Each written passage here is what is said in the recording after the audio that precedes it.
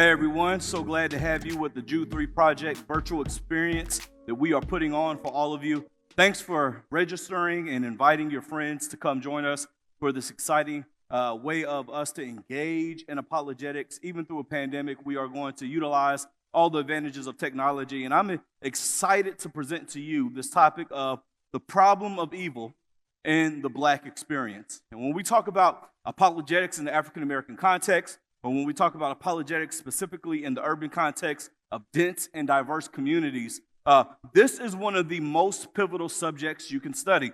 When we talk about the problem of evil in the Black experience, we are discussing really the thrust of all African American religious thought. There's a historical significance and a backdrop that we have to establish here to understand that the African American experience is going to have this inception that is going to really be created in the backdrop of slavery.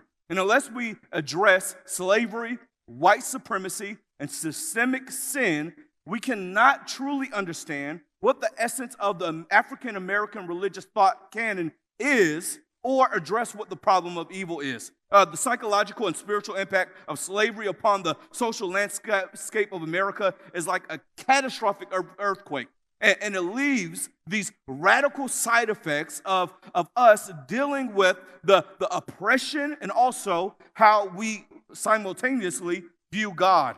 It's going to have implications on how we read the Bible. When you think about the psychological impact that transatlantic slave trade had on African Americans, and you think about the Bible actually having various forms of slavery in the Bible, the one thing that we have to understand is that it creates really a tension and a dilemma for anybody who is going to be reading the Bible with a lens of American society. We have to ask ourselves, does God endorse a slavery that would be imposed upon a people group? Would God curse our skin? Would God allow us to be raped and our families to be divided? So we need to understand that this is a unique focus for Christians in the African American context and in the urban context when we talk about the problem of evil and the impact of slavery, white supremacy, and systemic sin. And we have to be real with that. I understand that when we talk about apologetics and defending the faith, we have to really wrestle with the gruesome realities of slavery in America and also wrestle with the fact that there were people who named themselves Christians who propagated slavery and were apologists for slavery and that were apologists for white supremacy. And this creates an existential crisis in the context of an African American who is trying to understand who is God in this engagement with Christianity when people who are claiming to be followers of Christ prefer my body to be in bondage and to be brutalized and dehumanized. And so we have to ask ourselves, can we truly engage in this task of defending the faith with hope without really considering all of the implications that this would have on people's faith? Just want to share with you a passage from Olaudah Equiano, who was one of the first people to write from a firsthand experience of what the Middle Passage was like in the transatlantic slave trade. He writes this: I had never experienced anything of this kind before, and although not being used to the water, I naturally feared that the element of the first time I saw it, yet nevertheless could I have got over the nettings, I would have jumped over the side, but I could not. And besides, the crew used to watch us very closely, who were not chained down to the decks, lest we should leap into the water. And I have seen some of these poor African-American prisoners most severely cut for attempting to do so and hourly whipped for not eating. Now, what is he talking about here? The predicament of the transatlantic slave trade was so horrible that he actually contemplated suicide, that he thought about how he could escape. And even though having this traumatic experience of engaging the powerful sea and engaging the powerful ocean for the first time, that even that threat of drowning and being overpowered by that natural force seemed like a better result than what he would face on the transatlantic slave trade. Well, you may ask, what did he actually experience there?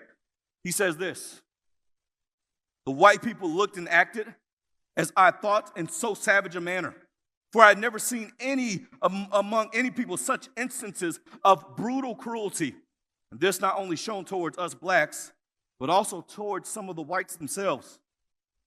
The stench of the hold while we were on the coast was so intolerably loathsome that it was dangerous to remain there for any time. Some of us had been permitted to stay on the deck for fresh air, but now that the whole ship's cargo were confined together, it became absolutely pestilence. The closeness of the place and the heat of the climate, listen to this, added to the number in the ship, which was so crowded that each had scarcely room to turn himself, almost suffocated us. This produced perspirations, so that the air soon became unfit for respiration from a variety of loathsome smells, and brought on a sickness among the slaves, of which many died. Now you have to understand this, that this case of evil and this problem of evil is going to be the experience of African Americans that came over to this new American soil. Some of them are from different various religious backgrounds, but most of them engaging a slave master that professes Christianity, that has them in bondage. When you take that experience and couple it with the statistics of slavery, that in history, the transatlantic slave trade was about anywhere from 12.5 million Africans being shipped to the New World, and often many of them died on that particular passage. Only about 388,000 were transported directly from Africa to North America, and the truth is many of them faced the same brutalities that Olada Equiano talks about.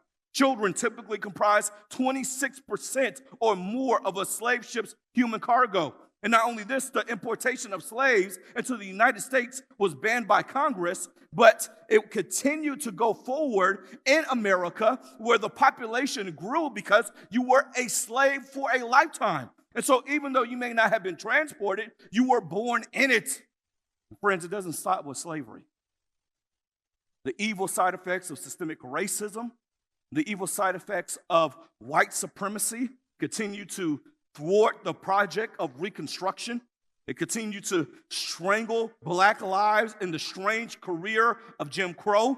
It continued to implant itself in an American experience that included kidnapping, life under subpar conditions, rape, racism, the fuel hatred and bigotry, political disenfranchisement, and all of these ultimately lead us to this diagnosis we have to have when we talk about the problem of evil and the black experience.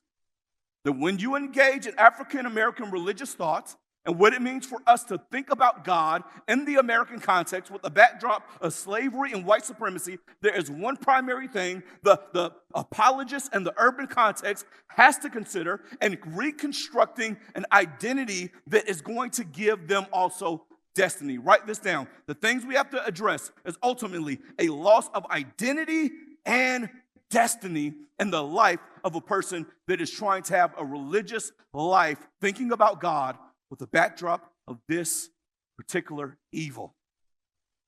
We need to find a better narrative than just being slaves. We need to think of a better narrative instead of us just being victims of slavery. When you think about the African American religious thought canon from all of its inception, it is dealing with this problem of evil that is going to give us a loss of identity and destiny, and simultaneously question those who proclaim to follow Christianity. Friends, that's why we need a Afro-sensitive apologetic. That's why we need an indigenous apologetic, and that's why we need an apologetic that is contextualized. We see this in the Bible. In Acts chapter 17, verse 16, when Paul was going to Athens, it tells us this in Acts chapter 17. Now, while Paul was waiting for them in Athens, his spirit was being provoked within him as he was observing the city full of idols. So he was reasoning in the synagogues with the Jews and the God-fearing Gentiles, and in the marketplace every day with those who happened to be present. And also he came to, and also some of the Epicurean and Stoic philosophers were conversing with him. Some were saying, "What would this idle babbler wish to say?" Now, what did Paul do?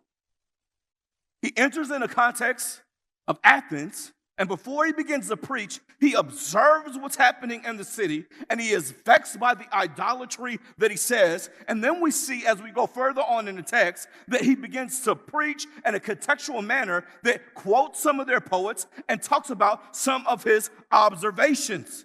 And friends, that's what we have to do when we talk about the problem of evil and the obstacle it creates when we think about God and the African American experience. My friend D.A. Horton talks about two major errors we can make in our identity as people in the urban context that are dealing with race and religion. Now, the first mistake we can make is for us to actually ignore race at all. In fact, you see this by proponents who say that they are colorblind. You see this with people who may make attempts to whitewash Christianity. You see this in attempts with people who try to make Jesus white themselves. When we ignore race, we can subconsciously become perpetuators of racist thoughts because we are not breaking down the power and the privilege we have experienced and the cultural preferences that we systematize at the expense of other people. They have an apologetic for this to deal with this idea of what it means to have our race ignored, our dignity ignored, our history ignored, our cultural identity completely vanished, right? Back to the idea, identity and destiny. To build this back up in the context of the problem of evil and the black experience, you need to know the black presence in the Bible.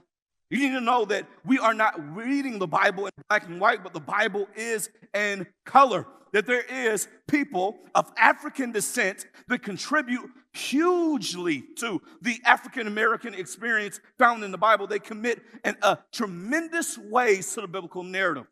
In fact, Abraham had a child with the Egyptian Hagar. Moses married a Cushite Ethiopian woman. Joseph's wife was of African descent, and the couple's two sons, Ephraim and Manasseh, became patriarchs of the tribes of Israel. The gospel reached the African people at the first Christian sermon on Pentecost, and I can go on and on. But again, understand that reading the presence of black people in the Bible is an apologetic in and of itself. Why? Because it redefines the dignity that we lost in white supremacy and in slavery. We also have to know that this takes place in Christian history, that we can't ignore race, Christian history, that we cannot look at the book covers we may see in the bookstores and take the lie that everybody who contributed to Christian history was white. What does that do? Once again, it tears down identity and destiny and the black experience to think that we are contributors and believers that have contributed to the Christian faith. Did you know that some 1,600 years before Africans were enslaved, that they were already envisioning Christianity on the African content? As a Yale-educated Dr. Thomas Oden points out, Christianity has outlasted all of the pharaoh religions, is older than Islam, and should rightfully be considered a traditional African religion. When we think about the church fathers and some of the foundational theologians of Christianity, like Tertullian and Augustine, and Origen, all of them are of African descent, and that demonstrates that black people have dignity in its contribution to Christian theology. Another big mistake we can make is to idolize our race. Instead of ignoring it, we can swing all the way to this polarization where we idolize our race instead of submitting to Christ and finding our new identity in Jesus Christ, that it continues to redefine our cultural expressions and makes them a representation of the imago Dei, being created in the image of God. We can idolize them so much so that we simultaneously embrace all of its sinful nature or sinful side effects, and we become syncretists instead of Christian disciples, which means that we have merged together our Christian faith with our race in such a way, or our culture in such a way, that we begin to idolize certain things of our culture, and it becomes supreme over Christ. Friends, can I tell you that this is often the thrust of many black religious cults? When we look at black religious cults and their inception, they have a noble beginning. They, too, are trying to think about the African American experience and the problem of evil fueled by slave making, the transatlantic slave trade, white supremacy. And their question is, how can we build up dignity and identity? Friends, ultimately, this is a theodicy, a defense of God. And it doesn't matter if it's the Nation of Islam, who has a myth that there was a evil scientist that created the white race.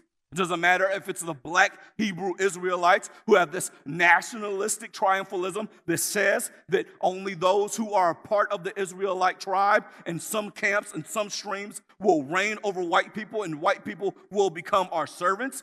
It doesn't matter what type of way we try to construct this if it's not based on Christ or on the Bible. Eventually, all of those constructions will collapse.